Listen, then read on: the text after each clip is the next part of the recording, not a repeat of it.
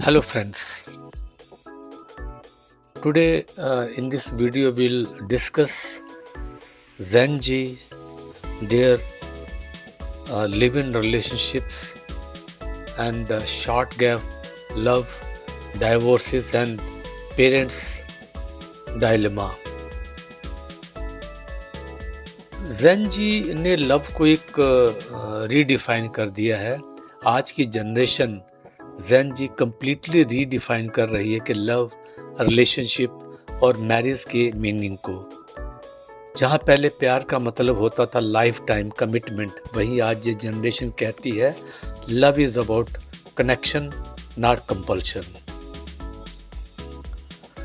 Live in relationships, freedom और confusion.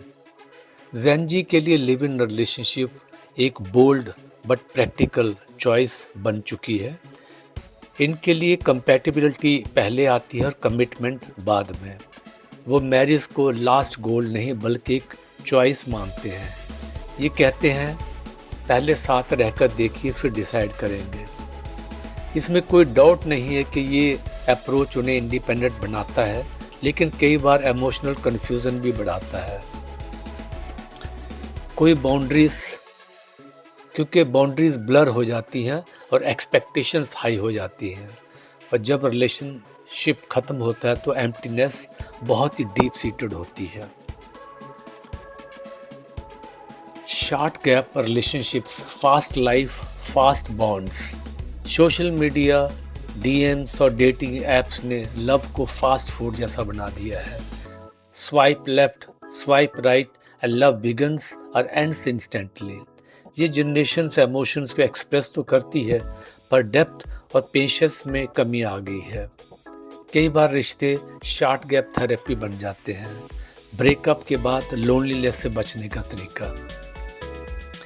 ये short term comfort तो देते हैं, लेकिन लॉन्ग टर्म इमोशनल फैटीग भी लाते हैं, क्योंकि माइंड को बार बार अटैचमेंट और सेपरेशन से डील करना पड़ता है।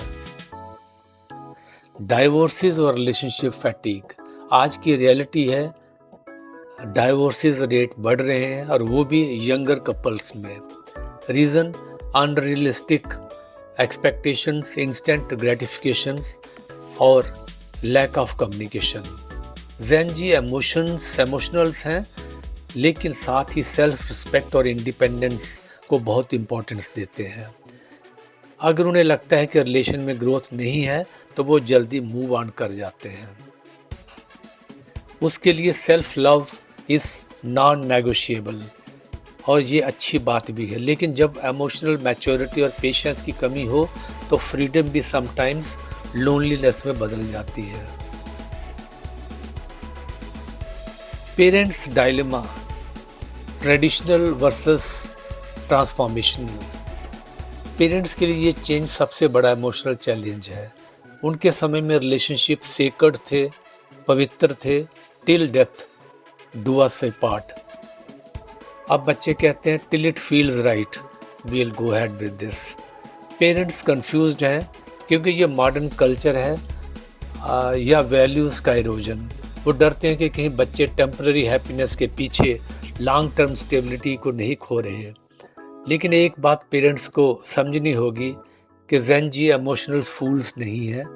वो बस इमोशनली अवेयर हैं। उन्हें पता है कि टॉक्सिक रिलेशनशिप में रहना मेंटल हेल्थ के लिए सही नहीं है।